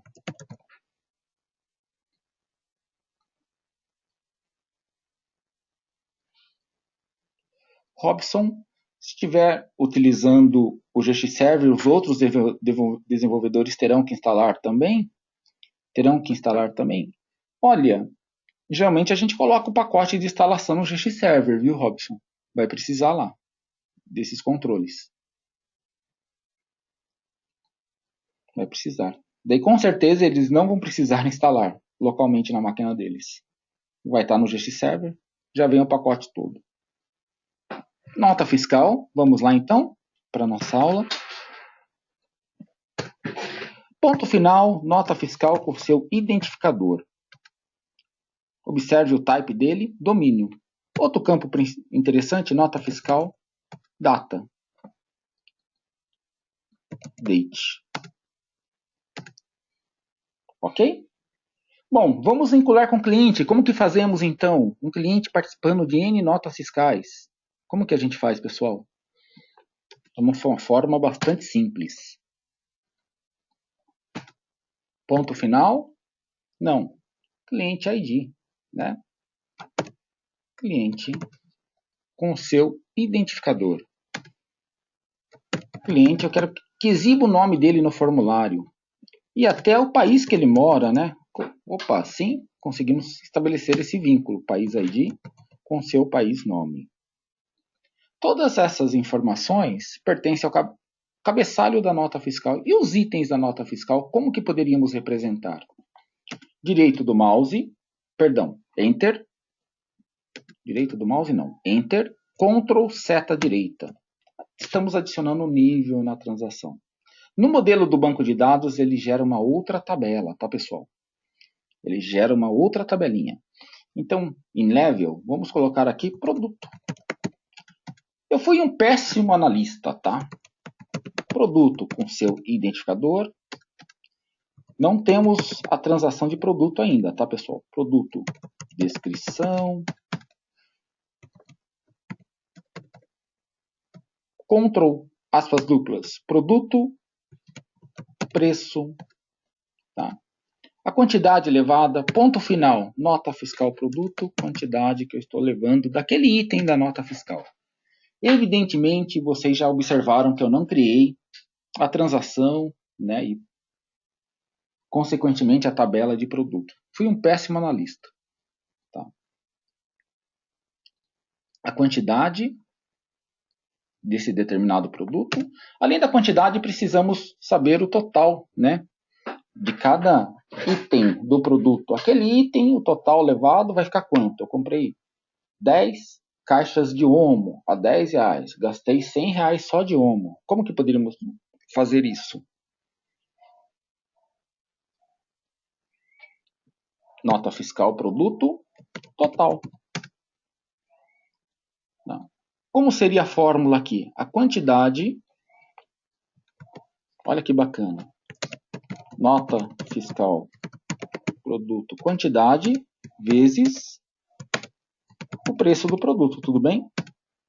Ponto e vírgula. É uma fórmula aqui. Esse campo, então, é composto por uma fórmula aritmética, uma fórmula matemática de multiplicação. Vamos criar um domínio? Preço. Como que vocês definem geralmente para preço de produto? Preço, um domínio preço. Numeric de quanto? Numeric de 7,2, por exemplo, 9,2, 10,2. Domínio preço. Ah, não. Preço é aqui. Coloquei no lugar errado, tá, pessoal? Preço. Esse aqui pode ser descrição, podemos usar o domínio nome. Quantidade, um valor inteiro. Total, também domina o preço. Tá? Esses são os itens da nota fiscal, tá, pessoal?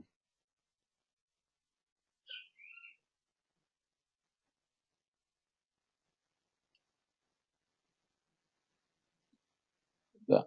Esse produto, na transação, seria o segundo nível dela, composto por uma grid.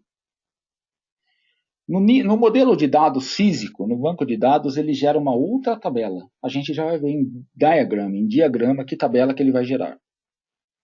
Tá? É um segundo nível da transação. Não é um atributo. Tá? Não é um atributo. Chamamos de segundo nível mesmo da transação.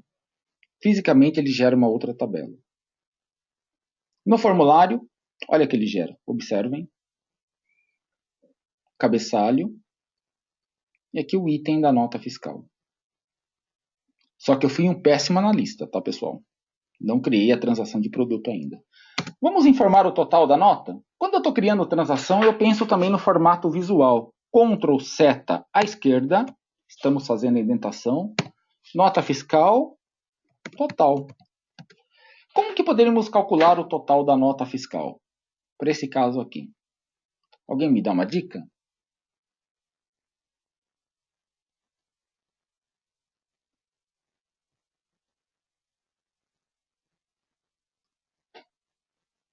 Também o preço, né?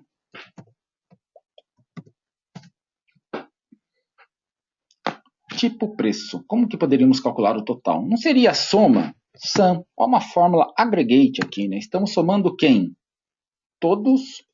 Muito simples. Nota fiscal, produto total. Estamos somando todos esses valores aqui. Tá? Bom, vocês observaram que eu criei um segundo nível chamado produto ID, produto descrição, produto preço. Futuramente eu fiz isso de forma intencional. Por que intencional? Porque eu quero criar uma tabela de produto para mostrar a manutenção automática que ele faz. Tá? E os atributos que de fato pertencem a essa tabela, que é nota fiscal produto quantidade, nota fiscal produto total. Como é que eu fiz isso, essa questão de nomenclatura? Ponto final. Quando eu clico ponto final, observem, nota fiscal produto, ponto final, quantidade. Mesma forma, para ponto final, nota fiscal produto, coloquei então o sufixo total. Tá? Esse aqui é o total da nota que pertence ao mesmo nível. Eu estou pensando aqui numa questão visual. Como assim visual? Observem onde vai ficar o nota fiscal total. Vai ficar aqui embaixo, fora do grid, né? Que é essa intenção. Ah, mas eu quero em cima. Só colocar aqui nota fiscal total aqui na parte de cima. Também tem essa possibilidade. Tá? Exatamente, Luiz. Um somatório da nota fiscal produto total. André, tem como definir um número máximo de produtos que esta nota pode ter? De repente, com uma fórmula, algo que vamos ver amanhã, teria como definir sim. Eu ainda não sei como, né? O total de itens da nota, eu posso ter até 10 itens, é isso, André? Não entendi muito bem a pergunta. Eu posso ter 10 itens no máximo na nota fiscal. De repente, com campo fórmula, temos que dar uma pensada nessa situação. Tá?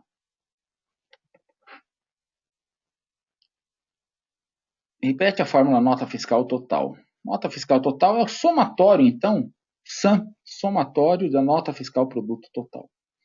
É o somatório disso aqui. Ok?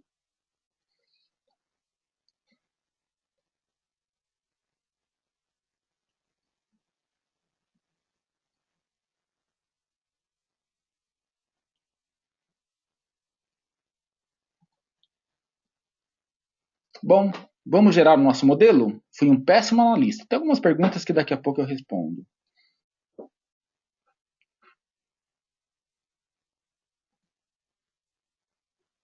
Organize.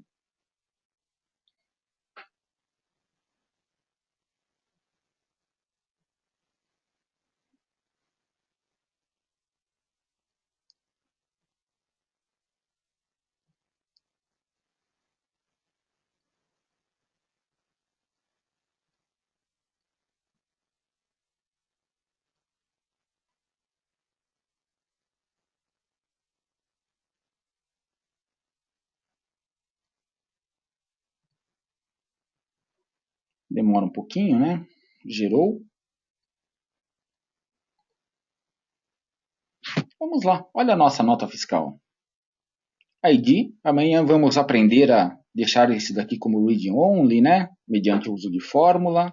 Trazer a data de hoje, também vamos aprender amanhã.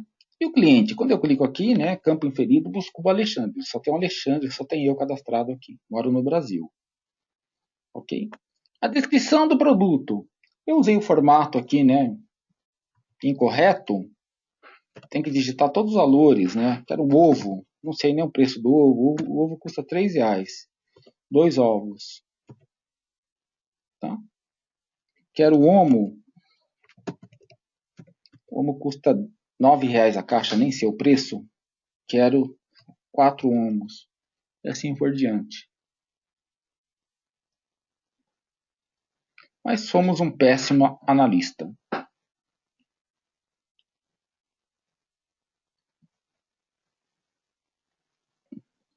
Tudo bem?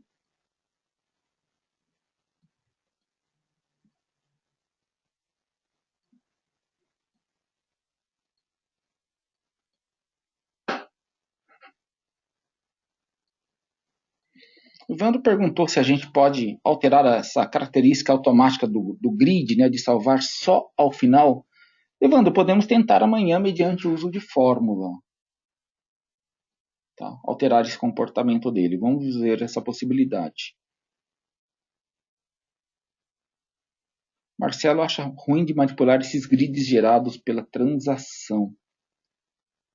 Tá? Tem como alterar alguma coisinha assim. A gente pode tentar usando fórmulas aqui. Disparar uma fórmula no nível da linha, né? Alterou, salvou. Tá? Fui um péssimo analista, observem. Vamos melhorar essa questão aqui de análise? Tá. Vamos alterar essas questões aqui de análise. Então, tem a questão de serialização, serializar o grid, a forma serial. Tem toda essa questão que vamos aprender com fórmula também, tá, Marcelo Passos? Tudo bem? Vamos fazer isso a partir de amanhã. Toda essa situação aí. Bom, vamos melhorar um pouquinho a situação da análise aqui. Produto. Lembram na primeira aula que eu falei da manutenção automática? Imagine fazendo tudo isso numa aplicação, né, tradicional. Seria terrível. O cara cometeu uma barbeiragem aqui de análise, né? Vamos criar então o produto ID como primary key, com seu identificador. Tá? Ah, só me esqueci de uma coisinha. Deixa eu só demonstrar como ficou a nota fiscal aqui, para vocês visualizarem. Olha como ficou. Isso aqui é a transação nota fiscal. Ela é composta por 2 níveis. E no nível de tabela, como que ficaria? Vamos ver os tables. No nível de tabela ficaria assim. O cabeçalho, nota fiscal ID, data, cliente ID, nota fiscal. E o rodapé, nota fiscal produto. Ele cria uma outra tabela no segundo nível, tá, pessoal? Ele cria, sendo que esse segundo nível já nasce relacionado. Um join. Tá? Observem também a composição da chave primária. Capturar. Isso aqui é muito importante, essa composição da chave primária. Observem essa situação. Como é que ele compõe a chave primária? Tá? Para esse segundo nível. Um valor que adicionamos aqui, produto ID. Observem aqui, definimos o produto ID. Mas o nota fiscal ID que pertence a outra transação.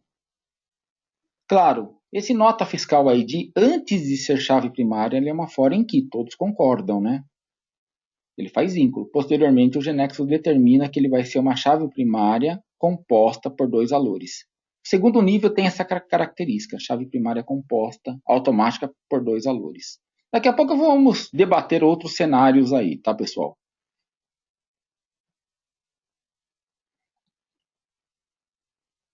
O Alex perguntou para mim o horário previsto do curso que começou às 10. É meio-dia, só que eu vou estender um pouquinho. hoje até meio de 10, mais ou menos. Tá. Mostrar a formulação? Vamos lá, João. Vamos lá, então. O SAM está aqui. Estamos somando todo nota fiscal produto total. Ok?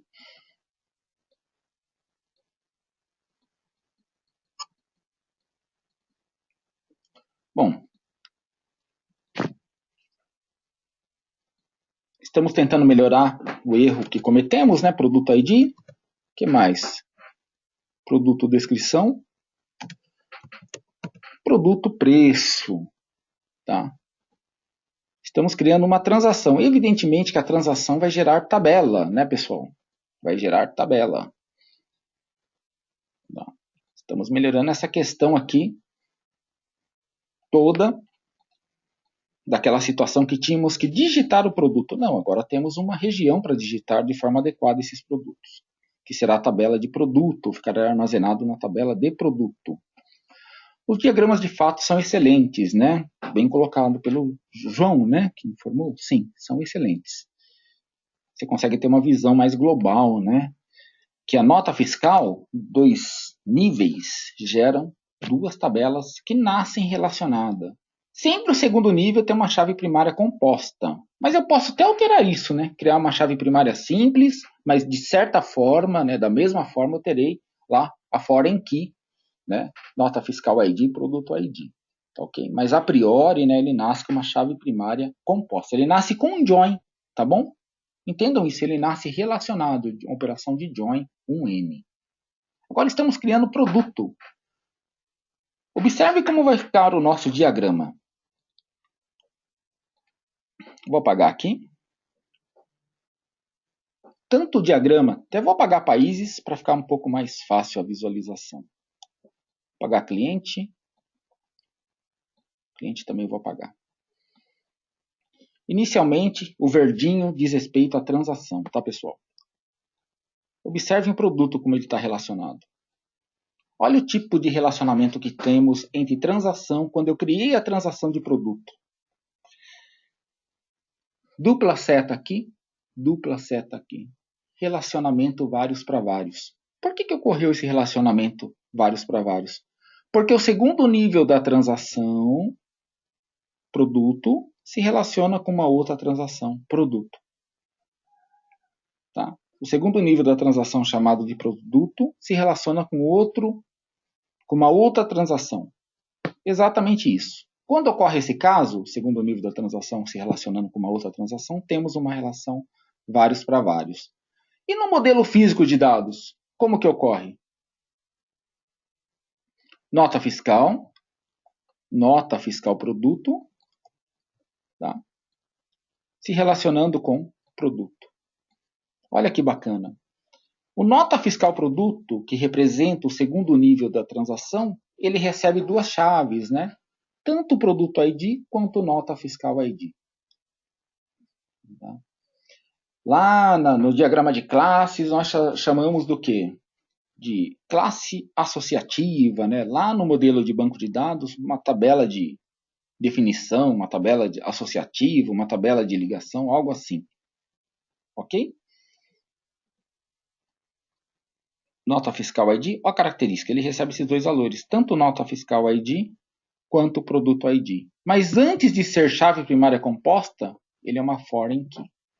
Ele é uma chave estrangeira das tabelas que estão relacionadas. Então o N aqui, ele recebe as 2 chaves. Claro que esse modelo aqui não é implementado no modelo relacional M para N, né? Mas quando ocorre isso, quando o segundo nível da transação se relaciona com uma outra transação. Temos esse modelo. Isso aqui é muito cobrado em certificação. M para M, vários para vários. Opa, no modelo físico teremos uma tabela de ligação aqui no meio do caminho. Característica dela, ele recebe as 2 chaves estrangeiras. Posteriormente, ele se transforma em chave primária. Bastante interessante isso, né?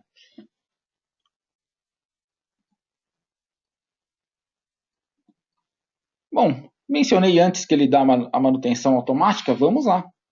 Vamos ver se ele faz mesmo toda essa questão de manutenção automática. Claro, vai precisar reorganizar produto, mas tem uma coisa bastante interessante. Ele não somente criou a tabela de produto, não. Ele está fazendo uma subconsulta aqui, ó, uma subquery. Ele está inserindo valores da tabela produto, mas ele está capturando valores lá do rodapé, lá da nota fiscal produto, inserindo na tabela produto. Olha que bacana. Tá. Insert into produto, papapá, select produto. De qual tabela? Lá do segundo nível da transação. Vamos ver se ele recupera as informações, ou seja, ele está tentando recuperar as informações. Está tentando, né, melhorar aquela barbeiragem que eu cometi. Não criei a transação de produto, né? Cometeu uma incrível barbeiragem aqui. Então, manutenção automática. Em programas, em tabelas, e aqui no caso, até em registros ele está fazendo isso.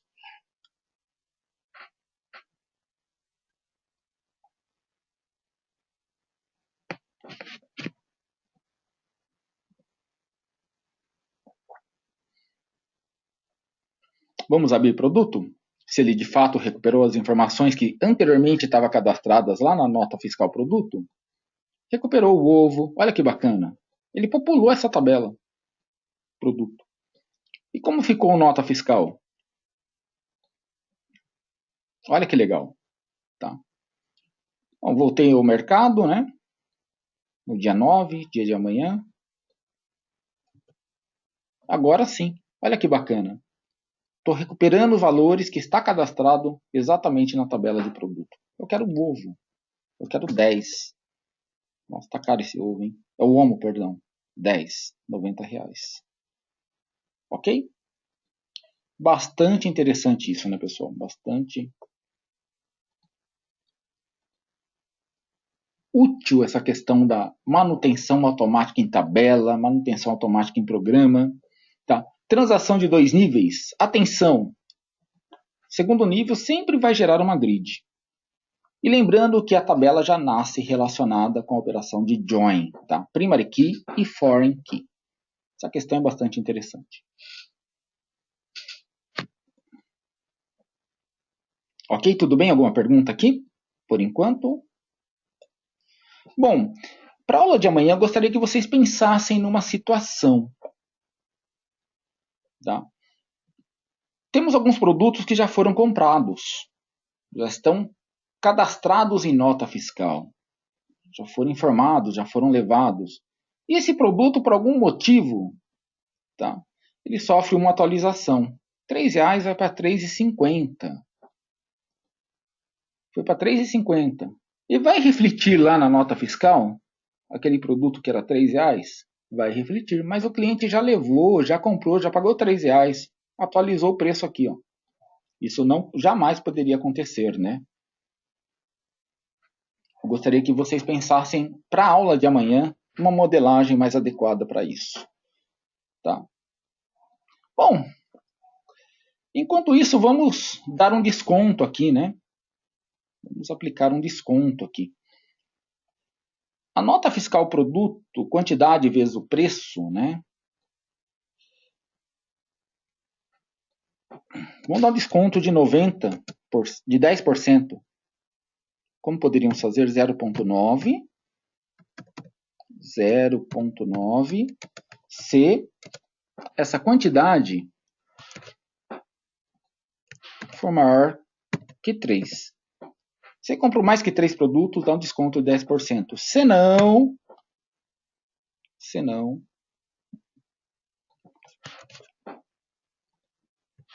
ele faz isso. Ok? Deixa eu ver se essa fórmula está correta. Tá correta.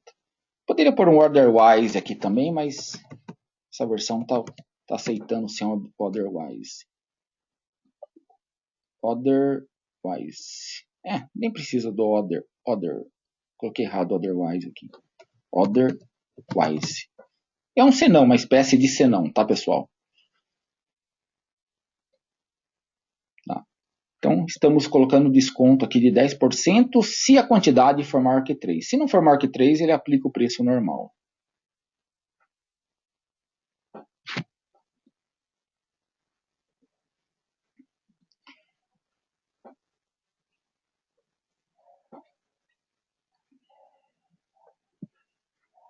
questão do preço se envolve, o Evandro até colocou, foi Evandro? Deixa eu me ver aqui a questão. Opa.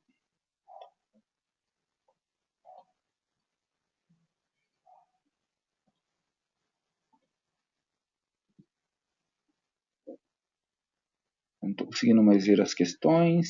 Chat, áudio, dashboard. O Evandro, o subtipo poderia ser a solução para a questão de preço. A gente vai abordar ainda o subtipo, acho que na aula de quinta, se eu não me engano, né? Mas a gente pode resolver de outra forma. Eu acho desnecessário usar subtipo aqui. Eu vou dar uma dica: criar uma tabela de histórico. Vou dar uma dica. Vamos ver se ele está impondo na nota fiscal um determinado desconto. R$ 9,00. 9 vezes 4 dá quanto? 36, né? 32,40. Colocou desconto de 10% aqui. Bacana, né? Na fórmula.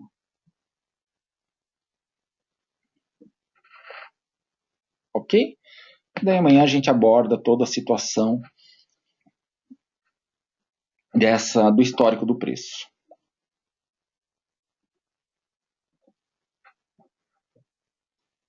Então nós vimos na aula de hoje todo o conceito de transação, né? Transação de um nível, transação de dois níveis, toda essa questão de nomenclatura que é muito importante, né? Porque o GeneX estabelece relacionamento através da nomenclatura, ele gera tabelas e gera relacionamentos de forma automatizada. A manutenção é automática, ocorre sempre no nível da transação, a gente sempre manipula a transação para ocorrer essa manipulação. Questão de normalização, terceira forma normal, tá? Terceira forma normal. A não ser se eu utilizar essa redundância controlada, tá ok? Terceira forma normal. Por que cidade nome não está aqui em cliente ID? Esse atributo deverá estar definido somente no local, em cidade, não em dois locais. Vimos a situação da modelagem 1 para N, 1 para muitos, aqui. Uma cidade contendo N clientes, certa dupla cliente. Como ele estabelece esse vínculo? Mediante o uso do nome, do atributo, a nomenclatura é importante, cidade ID, definir como uma chave primária. Se eu definir esse mesmo nome em outra transação, o GeneXus vai entender que eu estou estabelecendo um vínculo de foreign key, né?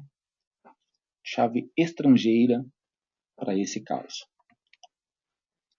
Cuidado com a relação vários para vários, né? É muito simples. Vamos criar esse modelo produto, fornecedor e produto, fornecedor. Vamos criar isso aqui só para melhorar um pouquinho, né, a compreensão. Já temos produto, não temos fornecedor. Vamos criar uma transação de fornecedor aqui. Fornecedor. Temos o fornecedor com seu identificador. Temos o fornecedor com seu nome. Ele vai estabelecer um vínculo com o produto, né? Um fornecedor pode entregar N produtos. E um produto pode ser entregue por N fornecedores. Só criar um outro nível aqui. Vou chamar de produto. Aqui é shift, tá, pessoal? Setinha para cima, aspas duplas. Produto com seu identificador. Produto com a sua descrição. Até vou colocar o preço aqui já também. Produto com seu preço. Tá. Vamos ver o relacionamento, então, como ocorre entre fornecedor e produto? Vamos lá. Fornecedor e produto. Olha o tipo de vínculo que ele estabeleceu de relacionamento. Vários para vários. Por que estabeleceu esse vínculo, esse relacionamento vários para vários com produto? Porque o segundo nível da transação de fornecedor, chamada produto, está relacionado com uma outra transação, no nosso caso aqui o produto. Tá? E no modelo físico das tabelas?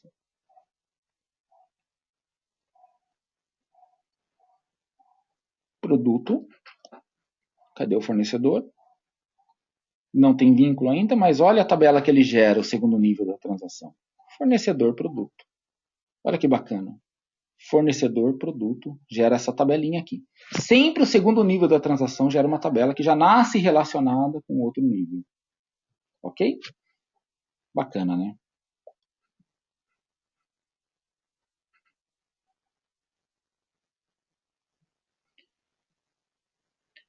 Raimundo, vamos lá, o domínio preço.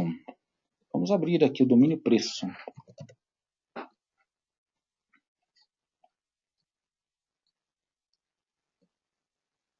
40? Nossa, é muita casa decimal. Viu, Raimundo? É muita casa decimal. 40 mesmo? É esse valor?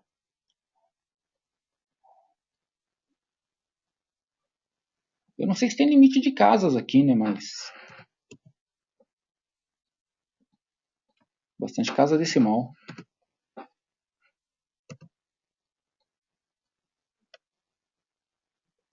Vou tentar colocar esse valor que ele falou, 40. Não sei se ele aceita aqui não. Aqui ele aceitou. Vamos ver se ele compila, né?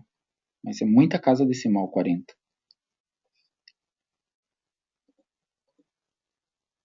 Vamos reorganizar aqui.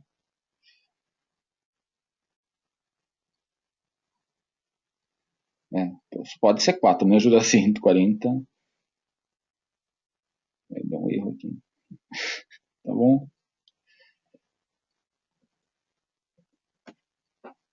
Aqui tudo bem. 4, ótimo. Por 4 tá ótimo. Vamos uma pergunta aqui. Carlos. Se houver uma restrição para não repetir o produto do segundo nível, por exemplo, ele continua M para N? Continua, tá? Essa restrição, gostaria que vocês me trouxessem a resposta para amanhã também. É simples. Observe a chave primária aqui no segundo nível. Vamos colocar um diagrama aqui. E deu erro aqui, o processo de organização não foi completo, mesmo voltando. Database Impact.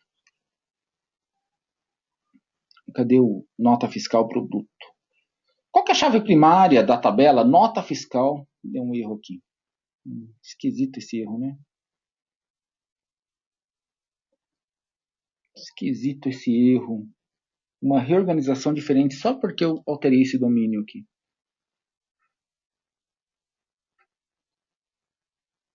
.2, mesmo assim, né? Era para aceitar. Vamos voltar para 10.2 aqui.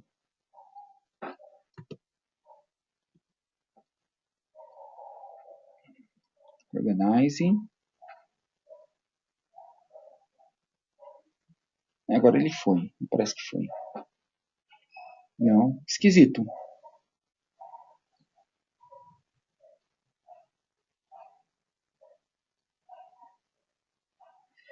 A pergunta é do domínio. Tá? Eu tentei colocar 40 no domínio e deu erro. Entendi errado. Era 4. Essa era uma das perguntas. A outra pergunta, bastante interessante, observem, nota fiscal. Tá? Uma característica do Genex, vou fazer o seguinte aqui, para a gente não perder tempo, vou dar um create database. Não vamos perder tempo tentando arrumar esse erro aqui. Vamos recriar o modelo. De fato, eu tenho que cadastrar as informações. A pergunta é a seguinte, aqui é uma chave primária, né, composta. Qual a característica da chave primária? Não podemos ter registros iguais. Isso é uma característica comum do Genexus, como eu desenhei essa informação. Nota fiscal produto é composta por quais chaves? Produto ID e nota fiscal ID. Não podemos conter esses dois valores, né? Vamos simular esse modelo aqui. Exato, Evandro. Ignorando também vai. Para ignorar as alterações do banco de dados. Cadê? Advanced. Opa, vamos lá. Poderíamos resolver a situação fazendo isso. Tools, Advanced, marcar o banco de dados como reorganizado. Tá? Ele ignoraria aquele erro. É uma situação também que pode ocorrer.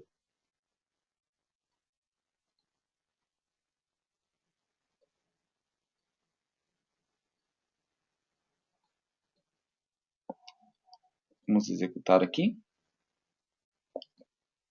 Já executou, né? Vou ter que cadastrar de novo. Isso é inconveniente. Vamos começar de país.